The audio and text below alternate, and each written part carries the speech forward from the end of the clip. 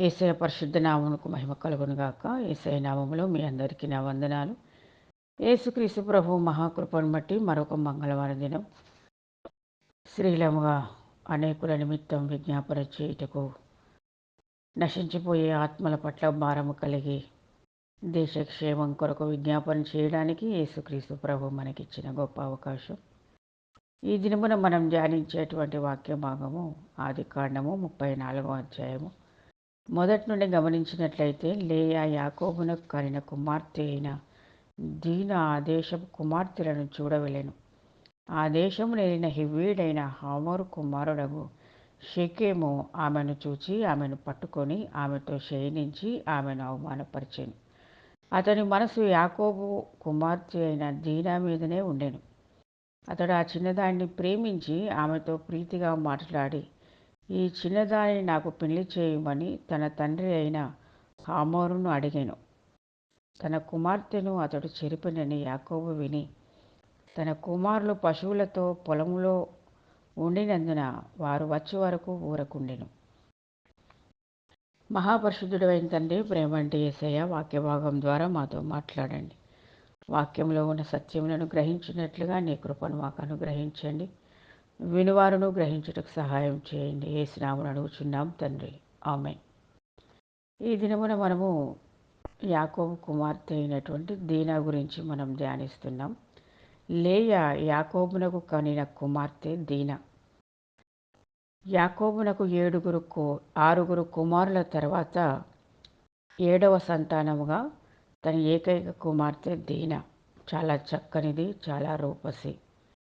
యూదులు చాలా అందమైనటువంటి వారు. అయితే వీరు ఇస్సాకు బ్రతికి ఉన్నటువంటి దినముల్లో యాకోబును కనాను స్త్రీలలో ఎవరిని కూడా వివాహం చేసుకోవద్దని, తన తల్లి యొక్క దేశమైనటువంటి తూర్పు దేశంలో పద్దనరామునకు వెళ్ళి అక్కడ ఉన్నటువంటి తన మేనమామ కుమార్తెను వివాహం చేసుకోమని యాకోబునకు సలహా ఇస్తాడు, ఆజ్ఞాపిస్తాడు. యాకోబు ఆ దినమున పద్దనరామునకు వెళ్ళి అక్కడ తన మేనమామ కుమార్తెను వివాహం చేసుకుంటాడు. 2 కుమార్తెలను వివాహం చేసుకుంటాడు. అక్కడ తన మేనమామ యొక్క గొర్రెలను, పశువులను కాయుచు కొన్ని సంవత్సరాలు అక్కడ జీవిస్తాడు. తిరిగి తన దేశమైనటువంటి కనాను దేశానికి తిరిగి వస్తాడు. కనాను దేశంలో తన అన్న అయినటువంటి ఏశావు ఉంటాడు. సంతోషంగా ఏశావు అతన్ని ఆహ్వానించినట్లుగా మనం ఇక్కడ చూస్తాం. ఆదికాండము 33వ అధ్యాయము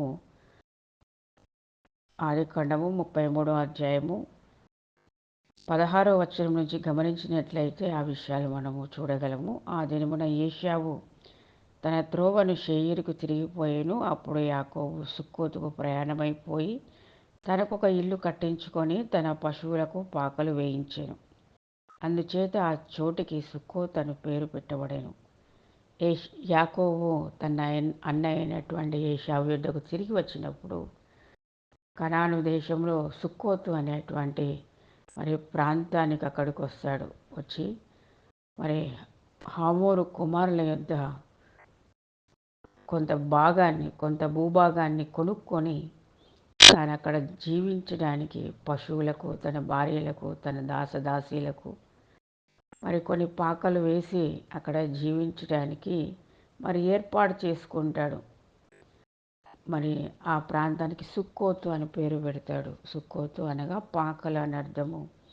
దేవుడు తన ప్రయాణమంతట్లో కూడా తోడుగా ఉండి క్షేమంగా తిరిగి కనాను దేశానికి నడిపించాడని ఆ ప్రాంతంలో ఒక బలిపీఠమును కట్టించి దానికి ఏల్ ఎలోహి అనేటువంటి పేరు పెడతాడు. ఏల్ ఎలోహేము ఇజ్రాయేల్ అని పేరు పెడతాడు. దాని అర్థము ఇజ్రాయేలు దేవుడే దేవుడు. ఎందుకంటే క్షేమంగా తనని తన సొంత ప్రాంతానికి తీసుకొని తన వారందరినీ సురక్షితంగా కాపాడినందుకు దేవునికి ఒక బలిపీఠమును కట్టి అక్కడ కృతజ్ఞతలు చెల్లించుకుంటాడు. ఈ విధంగా అక్కడ జీవిస్తున్నటువంటి పరిస్థితుల్లో యాకోబు లేయకు పుట్టినటువంటి కుమార్తె దీనా ఆమె ఆ దేశ నివాసుల యొద్దకు వెళ్తుంది. ఆ దేశపు కుమార్తెలను చూడ వెళ్ళింది. యవన కాలంలో ఉన్నటువంటి కుమార్తె మరి ఒంటరిగా వెళ్ళింది. తనకు తోడుగా తన సహోదరులనైనను, తన తల్లినైనను, తన తండ్రినైనను ఎవరిని కూడా తీసుకొని వెళ్ళలేదు.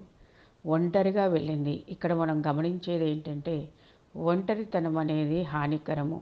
ఏకాంతం అనేది చాలా ప్రమాదకరమైనటువంటి మరి విషయం కనుక ఒంటరిగా వెళ్ళడము ద్వారా ఆ దేశపు నేలిన హివ్వీయుడైన హామోరు కుమారుడకు షేకెము ఆమెను చూచి ఆమెను పట్టుకొని ఆమెతో శయనించి ఆమెను అవమానపరిచెను. ఆమె ఒంటరిగా వెళ్ళినందున అక్కడ ఆ దేశపు కనాను దేశపు రాజు అయినటువంటి హామోరు కుమారుడైనటువంటి షేకెము ఆమెను చూసి ఆమెను ఆమెతో మరి పాపము చేసి ఆమెను మానభంగము చేసి ఆమెను అవమానపరిచినట్లుగా ఇక్కడ చూస్తున్నాం. దీనికి కారణం ఏంటంటే, యవన కాలంలో ఉన్నటువంటి కుమార్తె ఒంటరిగా వెళ్ళింది. దేవుడు యాకోబుకి చేసినటువంటి వాగ్దానం, దేవుడు యాకోబుకి ఇచ్చినటువంటి వాగ్దానం ఏంటంటే, ఆదికాండము 28వ అధ్యాయము మొదటి నుండి చూడండి. ఇస్సాకు యాకోబును పిలిపించి, నీవు కనాను కుమార్తెలలో యువతను వివాహము చేసుకొనకూడదు.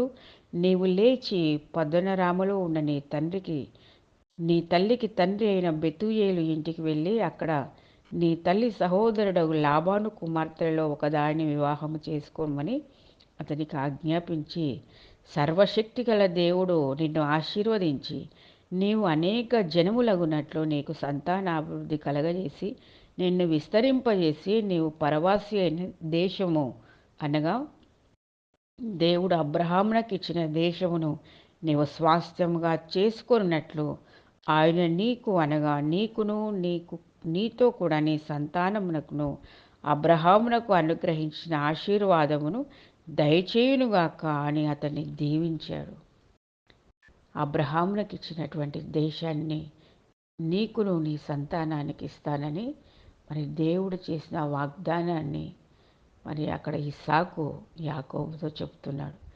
కాబట్టి ఆశీర్వదించబడినటువంటి జనాంగం, దేవుడు ఏర్పాటు చేసుకున్నటువంటి జనాంగం, మరి దేవుని చేత పిలువబడ్డటువంటి జనాంగము ఇప్పుడు లేయా కుమార్తె అయినటువంటి దీనా యొక్క పరిస్థితి అన్య రాజుల చేతిలో పడిపోయింది. అన్యుల రాజు అయినటువంటి మరి హమోరు కుమారుడైనటువంటి షేకెము చేతిలో చిక్కుకుపోయింది. యవన కాలంలో ఉన్నటువంటి బిడ్డలు ప్రత్యేకమైనటువంటి శ్రద్ధ కలిగి జీవించాలి.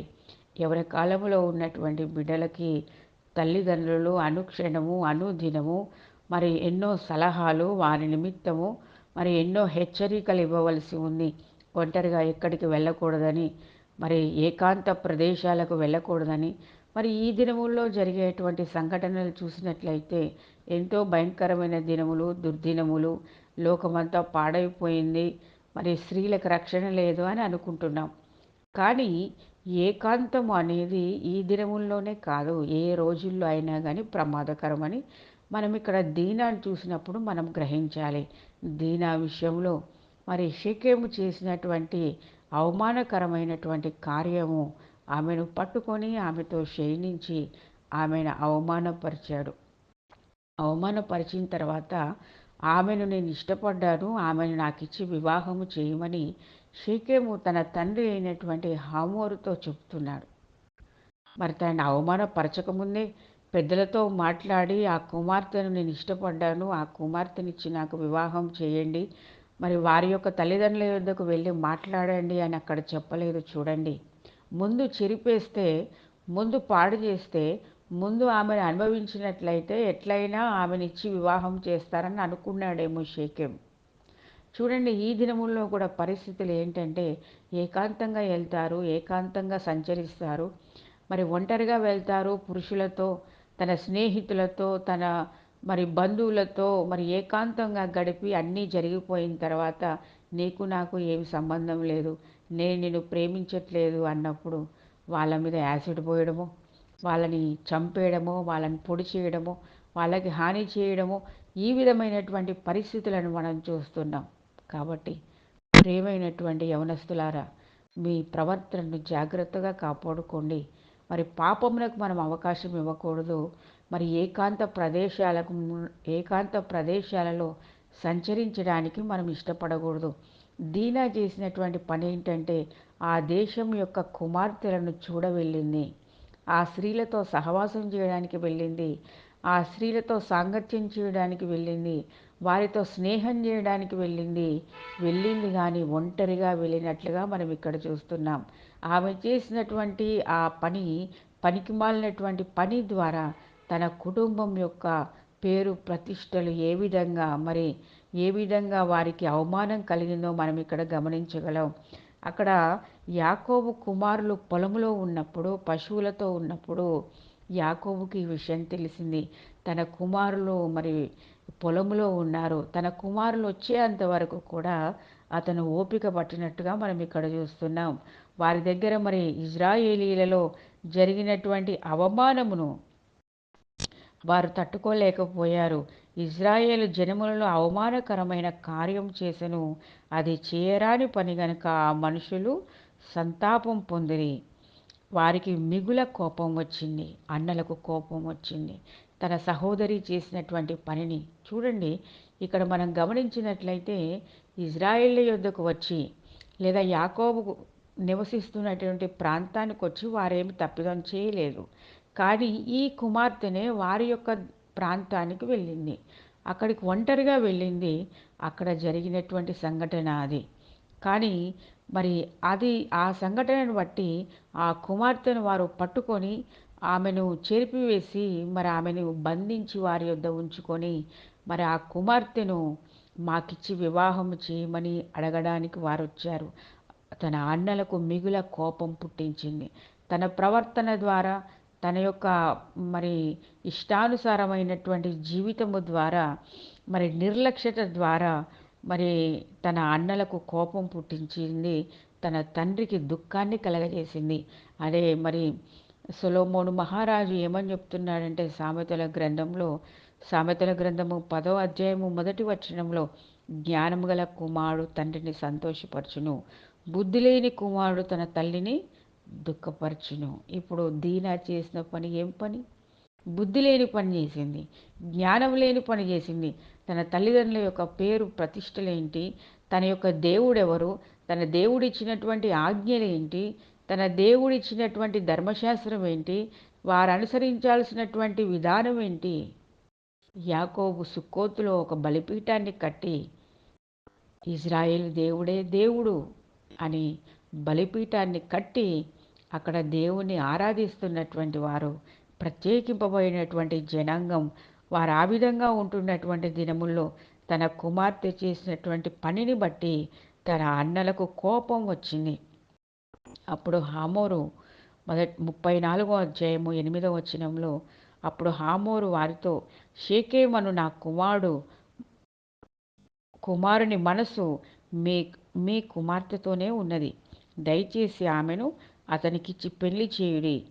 మీ పిల్లలను మాకిచ్చి మా పిల్లలను మీరు పుచ్చుకొని మాతో 1000 మంది మా మధ్య నివసించుడి అని షెకెము తండ్రి అయినటువంటి హామోరు యాకోబు యొద్దకును అతని కుమారుల యొద్దకును వచ్చి మాట్లాడుతున్నారు. మీ పిల్లల్ని మేము చేసుకుందాం, మా పిల్లల్ని మీరు చేసుకుంటారు, మీరు ఇక్కడ వ్యాపారం చేసుకోండి, అభివృద్ధి పొందండి, సమాధానం కలిగి ఉందాము, మీరు మాతో కలిసి ఉండండి అని ఆయన మాట్లాడుతున్నప్పుడు ప్రత్యేకింపబడినటువంటి జనాంగం యాకోబుకు దేవుడిచ్చినటువంటి వాగ్దానం ఏంటి? నీ సంతానాన్ని ఇసుక రేణువుల వలె, ఆకాశ నక్షత్రముల వలె లెక్కించు, చేతనైతే అంతకంటే అధికమైనటువంటి సంతానాన్ని నేను నీకు అనుగ్రహిస్తాను, నేను నిన్ను ఆశీర్వదిస్తానని.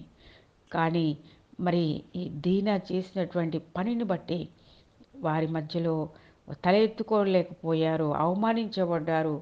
అప్పుడు షెకెము, మీ కటాక్షము నా మీద రానియుడి, మీరేం అడుగుదురో అది ఇచ్చేదనని, ఓలిమియు కట్నమును ఎంతైనను అడుగుడి, మీరు అడిగినదంతా ఇచ్చేదను. చూసారా, ఈ చిన్నదాన్ని మాకియండి, మీరెంత కట్నం అడిగితే అంత ఇస్తాం, మీరు ఏది అడిగితే అది మాకు ఇస్తాం, మీరు ఏది అడిగితే అది మీకు ఇస్తామని వారు మాట్లాడుతున్నారు. అప్పుడు యాకోబు కుమారులు తన సహోదరి విషయమై దుఃఖపడుతున్నారు. వారి విషయంలో వారేం మాట్లాడుతున్నారంటే, అయితే వారు తమ సహోదరి అయిన దీనాను అతడు చెరిపినందున యాకోబు కుమారులు షెకెముతోనూ అతని తండ్రి అయిన హమోరుతోనూ కపటముగా ఉత్తరమిచ్చారు.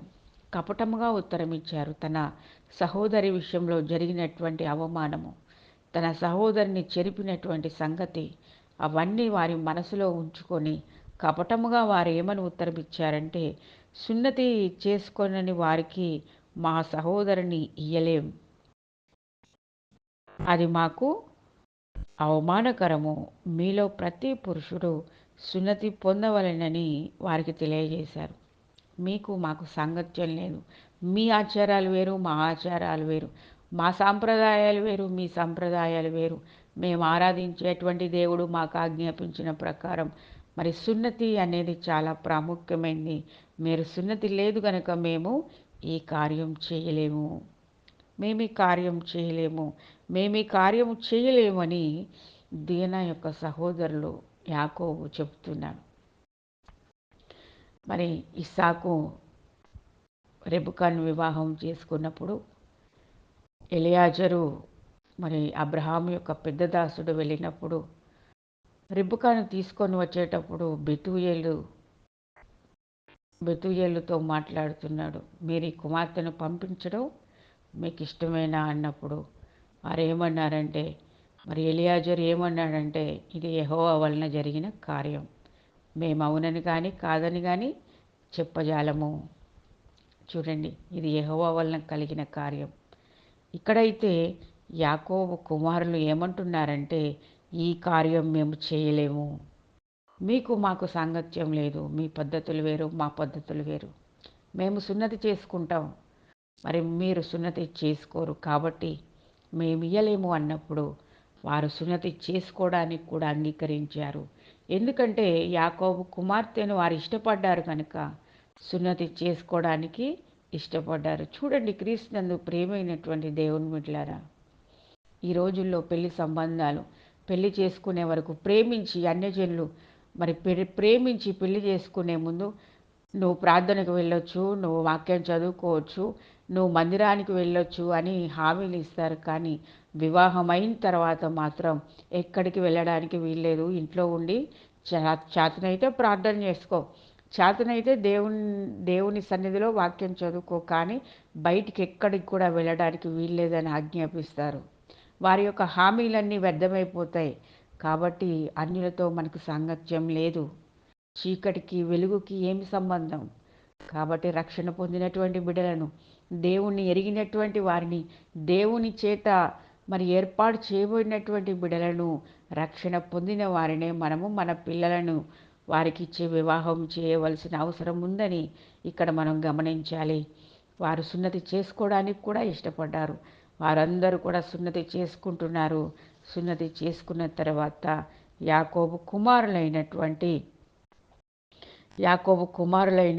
షేకెము, యాకోబు కుమారులైనటువంటి షిమ్యోను, లేవి తమ కత్తులను చేత పట్టుకొని, అదే 34వ అధ్యాయము 25వ వచనం చూడండి. 3వ దినమున వారు బాధపడుచుండగా యాకోబు కుమారులలో ఇద్దరు అనగా దీనా సహోదరులైన షిమ్యోనును లేవియు తమ కత్తులు చేత పట్టుకొని ఎవరికి తెలియకుండా ఆ ఊరి మీద పడి ప్రతి పురుషుని చంపిరి. వారు హామోరును అతని కుమారుడైన షేకెమును కత్తివాత చంపి షేకెమును ఇంట నుండి దీనాను తీసుకొని వెళ్ళిపోయేరి. చూసారా, దీనా చేసిన బుద్ధిహీనమైన పనిని బట్టి అక్కడ యుద్ధం జరిగింది.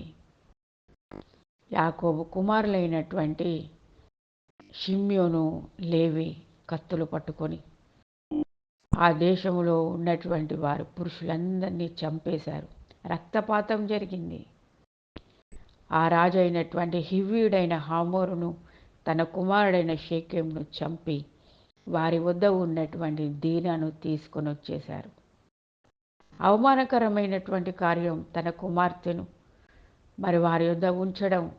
వారి సాంప్రదాయాలు, వారి అలవాట్లు, వారి ఆలోచనలు వేరు, మన దేవుడు యెహోవా దేవుడు, మనం ఆరాధించే దేవుడు యెహోవా దేవుడు. చూసారా ఇక్కడ జరిగినటువంటి కార్యాన్ని బట్టి యాకోబు ఎంతగానో దుఃఖపడ్డట్టుగా మనం ఇక్కడ గమనించగలం. యాకోబు ఎంతగానో మరి బాధపడుతున్నట్టుగా చూస్తున్నాం. చూడండి 34వ అధ్యాయము 30వ వచనప్పుడు యాకోబు షిమ్యోనును లేవిని చూచి, మీరు నన్ను బాధపెట్టి ఈ దేశ నివాసులైన కనానీయులలోనూ పెరిజ్జీలలోనూ అసహ్యునిగా చేస్తిరి. నా జనసంఖ్య కొంచెమే. వారు నా మీదికి గుంపుగా వచ్చినప్పుడు నన్ను చంపెదరు. నేనును నా ఇంటి వారును నాశనమగుదమని చెప్పాను. చూసారా, యుద్ధం జరిగింది, రక్తపాతం జరిగింది. అక్కడి రాజుని చంపేశారు, రాజకుమారుని చంపేశారు, తన కుమార్తెను తీసుకొని వచ్చేశారు. దీనా చేసినటువంటి పని ఏంటంటే ఒంటరిగా ఏకాంతంగా మరి ఆ కుమార్తెలతో సహవాసం చేయడానికి వెళ్ళింది. అన్య ప్రాంతానికి వెళ్ళింది, అన్యులతో సాంగత్యం చేయడానికి వెళ్ళింది. మనం ఏ విధంగా జీవిస్తున్నాం, మన బిడ్డల్ని ఏ విధంగా పెంచుతున్నాం, మన యవన కుమార్తెలను యవన కుమారులను ఏ విధంగా పెంచుతున్నాం, వారిని మనము సరైన మార్గంలో పెంచాలి. బాల్యంలోనే దేవుని ఆజ్ఞలను వారికి నేర్పించాలి, దేవుని కట్టడలను వారికి నేర్పించాలి. మన దేవుడు ఎవరో వారికి తెలియజేయాలి, మనం ఏ దేవుణ్ణి ఆరాధిస్తున్నామో వారికి తెలియజేయాలి. మంచి ఏంటి, కీడేంటి, అపాయం ఏంటి మనము వారికి తెలియజేయాలి. ఏ విధంగా మనం జీవించాలో వారికి నేర్పించాలి. అనుదినము దేవుని వాక్యం చదువుట, వాక్యంలో ఉన్నటువంటి సత్యములను గ్రహించుట, వాక్యానుసారంగా జీవించుటను వారికి నేర్పించాలి. అంతేకాదు వారి నిమిత్తం ప్రార్థించాలి. యేసుక్రీస్తు ప్రభు ఏమని చెప్పాడంటే, సిలువను మోసుకుంటూ కలువరి కొండకు ఆయన సిలువను మోసుకుంటూ వెళ్తున్నప్పుడు స్త్రీలు ఆయనను వెంబడించుచు అంగలార్చుచున్నటువంటి స్త్రీలను చూచి, యెరూషలేము కుమార్తెలారా, నా నిమిత్తము కాదు మీ నిమిత్తము మీ పిల్లల నిమిత్తం ఏడవండి. నా కొరకు కాదు మీరు ఏడ్చేది, నాది తండ్రి యొక్క ప్రణాళిక నేను నెరవేర్చాల్సి ఉంది. నేను చనిపోయి 3వ దినమున తిరిగి లేపబడతాను, నేను తిరిగి లేస్తాను. కానీ మీ నిమిత్తం మీ పిల్లల నిమిత్తం కన్నీరు కార్చండి, మీ నిమిత్తం మీ పిల్లల నిమిత్తం అంగలార్చండి, వారికి దేవుని మాటలు నేర్పించండి, వారి నిమిత్తం మీరు ప్రార్థించండి అని యేసుక్రీస్తు ప్రభు వారు మనకు చెప్పారు. అందుకు వారు వేశ్య ఎడల జరిగించినట్లు మా సహోదరి ఎడల ప్రవర్తింపవచ్చునా అని యాకోబుతో వారు అంటున్నారు. చూడండి, వేశ్యలాగా వారు ఎవరు చేశారు? ఈ కుమార్తె వెళ్ళింది అక్కడికి, చెడ్డ సాంగత్యం దగ్గరికి వెళ్ళింది, అపహాసకులు కూర్చుండే చోటుకి వెళ్ళింది. కాబట్టి మనము వెళ్ళకుండా ఏది కూడా మనకు జరగదు. మనమే అవకాశం ఇస్తున్నాం, మనమే వారికి మరి అవకాశాన్ని కలిగిస్తున్నాం. కాబట్టి అటువంటి దుశ్చర్య, మరి అటువంటి చెడ్డ కార్యం అక్కడ జరిగింది, అవమానకరమైనటువంటి కార్యం అక్కడ జరిగింది. చూడండి, ఎజ్రా గ్రంథంలో మరి ఎజ్రా ఏమని మాట్లాడుతున్నాడంటే 9వ అధ్యాయము మొదటి నుండి గమనించండి. ఈ సంగతులు సమాప్తమైన తర్వాత పెద్దలు నా యొద్దకు వచ్చి ఇజ్రాయేలీలను, యాజకులను, లేవీలను, కనానీయులు, హిత్తీలు, పెరిజ్జీలు, యెబూసీలు, అమ్మోనీలు, మోయాబీలు, ఐగుప్తీలు, అమోరీలు అను దేశపు జనులలో నుండి తమ్మును తాము వేరుపరచుకొనక వారు చేయు అసహ్యమైన కార్యములను తామే చేయుచు వారి కుమార్తెలను పెళ్లి చేసుకొనుచు తమ కుమారులను తీసుకొనుచు పరిశుద్ధ సంతతిగా ఉండవలసిన తాము ఆ దేశపు జనులతో కలిసికొనిన వారైరి. ఈ అపరాధం చేసిన వారిలో పెద్దలను అధికారులను నిజముగా ముఖ్యులైండురని చెప్పిరి. నేను ఈ సంగతి విని నా వస్త్రమును పై దుప్పటిని చింపుకొని నా తల వెంట్రుకలను నా గడ్డపు వెంట్రుకలను పెరిగి వేసుకొని విభ్రాంతి పడి కూర్చుంటిని. చూసారా, ఎజ్రా గ్రంథము 9వ అధ్యాయము మొదటి వచనం నుంచి గమనించినట్లయితే ఇక్కడ ఏం జరుగుతుంది? అన్యజనులతో సాంగత్యం, అన్యులతో వియ్యమొందుతున్నారు. పెరిజ్జీలు, హివ్వీలు, హిత్తీయులు, కనానీయులు, యెబూసీయులు, మోయాబీలు, వీరితో మీరు వేరుగా ఉండండి, వీరితో మీరు సాంగత్యం చేసుకోవద్దు, వీరితో మీరు వియ్యమొందొద్దు. ఇటువంటి సంఘటనలు ఎవరు చేస్తున్నారంటే మరి లేవీలు, యాజకులు వారి కుమారులు చేస్తున్నారు. చూడండి, యాకోబు కుమార్తె దీన అన్య ప్రాంతంలోకి వెళ్ళి అన్యులతో సాంగత్యం చేసినప్పుడు భక్తుడైనటువంటి ఎజ్రా దుఃఖపడుతున్నాడు. తన గడ్డాన్ని పెరికి వేసుకుంటున్నాడు. ఏం జరుగుతుంది ఇక్కడ? అన్యజనులతో వియమొందుతున్నారు. మన దేవుని ఆజ్ఞలేంటి? మన కట్టడలేంటి? మనం సేవించే దేవుడు ఎవరు?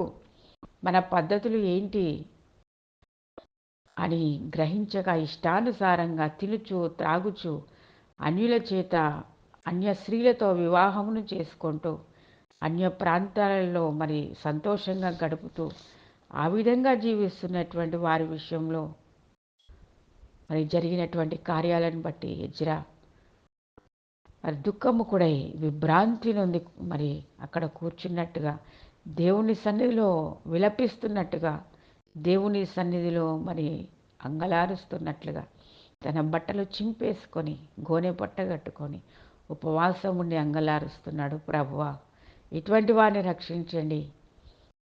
జీవం కలిగినటువంటి దేవుని బిడలమైన మనము ఏ విధంగా జీవించాలి? వారితో వియ్యమొందిన తర్వాత వారి పద్ధతులు నచ్చక, వారి దేవతలను పూజించలేక, వారి మనసులో నొచ్చుకొని నీకు నాకు సంబంధం లేదని పిల్లల్ని కన్న తర్వాత విడిపోయేటువంటి వారు అనేకులు ఉన్నారు. కుటుంబాలు చిన్న భిన్నమైపోతున్నాయి. కుటుంబాల్లో నెమ్మది లేదు, కుటుంబంలో సంతోషం లేదు. పెళ్ళయిన తర్వాత నేను కూడా దేవుని నమ్ముకుంటా, నేను కూడా బాప్తిజం తీసుకుంటా, నేను కూడా దేవుని సన్నిధికి వస్తా, చర్చికి వస్తా అని మాట ఇచ్చి మరి వదిలేసేవారు అనేకులు ఉన్నారు. జాగ్రత్త. యవన కాలంలో ఉన్నటువంటి బిడ్డలు, అపోస్తుడైన పౌలు భక్తుడు తిమోతికి రాస్తూ మరి ఆయన ఏమన్నాడంటే, ఆయన ఆజ్ఞాపిస్తున్నాడు, నీ యవనమును బట్టి ఎవరు నిన్ను తృణీకరింపనీయకు, మాటలోను ప్రవర్తనలోను ప్రేమలోను మరి పవిత్రతలోను విశ్వాసములోను విశ్వాసులకు మాదిరిగా ఉండు ఆజ్ఞాపిస్తున్నాడు. ఈ విధంగా ఉండండి. యవనమును బట్టి ఎవరు తృణీకరించకుండా. నువ్వు మాత్రమే కాదు తృణీకరించబడేది, నీ కుటుంబానికి అవమానం తెస్తున్నావు, నీ అన్నదమ్ములకు అవమానం తెస్తున్నావు, నీ వంశానికి అవమానం తెస్తున్నావు, నీ ఇరుగు పొరుగు వారికి వారి మధ్యలో నీవు అవమానకరంగా జీవిస్తున్నావు. కాబట్టి నీ ప్రవర్తన జాగ్రత్తగా, నీ మాట జాగ్రత్తగా. ఒంటరిగా ఎక్కడికి వెళ్ళడానికి వీల్లేదు, ఏకాంతంగా ఎక్కడికి వెళ్ళడానికి వీల్లేదు. ఏకాంత ప్రదేశంలోకి వెళ్ళి అవమానపరచబడి, మానభంగం చేయబడి, హత్య చేయబడి జీవితం అంతా ఆగమైపోయిందని మరి జీవితాన్ని అంతమొందించుకునేటువంటి యవనస్తులు అనేకులు ఉన్నారు. దుర్దినాలు ఇప్పుడే కాదు, ఆది కాలంలో నుండే దుర్దినాలు ఉన్నాయి, హత్యలు ఉన్నాయి, అఘాయిత్యాలు ఉన్నాయి, చెడ్డ దినాలు ఉన్నాయి. కాబట్టి ఎప్పటికప్పుడు మనల్ని మనం జాగ్రత్తగా కనిపెట్టుకోవాలి. యవనస్తులు దేని చేత తన నడతను శుద్ధి చేసుకుంటారంటే దేవుని వాక్యాన్ని జాగ్రత్తగా చదువుట చేత, దాన్ని అనుసరించుట చేత, దాన్ని మరి దాన్ని వెంబడించుట చేత, దేవుని సన్నిధిలో గడుపుట చేత, వాక్యానుసారంగా జీవించినప్పుడు మనల్ని మనం కాపాడుకోగలుగుతాం, మన కుటుంబాన్ని మనం కాపాడుకోగలుగుతాం, తల్లిదండ్రులు పేరు ప్రతిష్టలను మనం నిలబెట్టగలం. అందుకనే కదా జ్ఞానం గల కుమారుడు తండ్రిని సంతోషపరుస్తాడు. జ్ఞానం కలిగి జీవిద్దాం, తెలివి కలిగి జీవిద్దాం, ఆయనకి ఇష్టమైన రీతిలో మరి జీవిద్దాం, ఆయనకి ఇష్టమైన రీతిలో మనం ప్రవర్తిద్దాం. అప్పుడు మనము ఆయన బిడలముగా మనం జీవించగలుగుతాం. ఆయనకి ఇష్టమైన వారిగా మనము సమాజంలోనూ, తల్లిదండ్రుల మధ్యలోనూ, మన వంశపు వారిలోనూ పేరు ప్రఖ్యాతులు పొందుకొని ఆయన బిడలుగా మనం జీవించినప్పుడు దేవునికి మహిమకరంగా మనం జీవిస్తాం.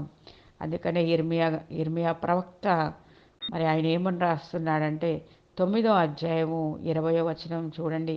స్త్రీలారా, యెహోవా మాట వినుడి, మీరు చెవియొగ్గి ఆయన నోటి మాటలను ఆలకించుడి. మీ కుమార్తెలకు రోదనము చేయి నేర్పుడి, ఒకరికొకరు అంగలార్పు విద్య నేర్పుడి. వీధులలో పసిపిల్లలు లేకుండాను, రాజ మార్గములలో యవనస్తులు లేకుండాను వారిని నాశనము చేయుటకై మరణము కిటికీలెక్కుతుంది.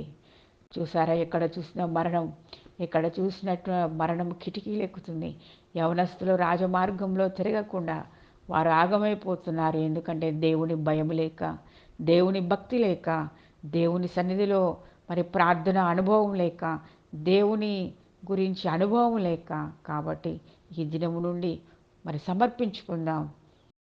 దేవుని మాటలను అనుసరించి జీవిద్దాం. మీ పిల్లల కోసం కన్నీరు కార్చి దేవుని సన్నిధిలో మొరపెట్టండి. యవన కాలంలో ఉన్నటువంటి బిడ్డలు వారి భవిష్యత్తు ఆశీర్వాదకరంగా ఉండునట్లుగా, దేవునికి మహిమకరంగా ఉండునట్లుగా వారి నిమిత్తం మనం ప్రార్థన చేద్దాం. వారిని హెచ్చరించి వారిని సరైన మార్గంలో నడిపిద్దాం. అటువంటి గొప్ప కృప ప్రభు యేసుక్రీస్తు ప్రభు మనందరికీ అనుగ్రహించును గాక. ఆమేన్.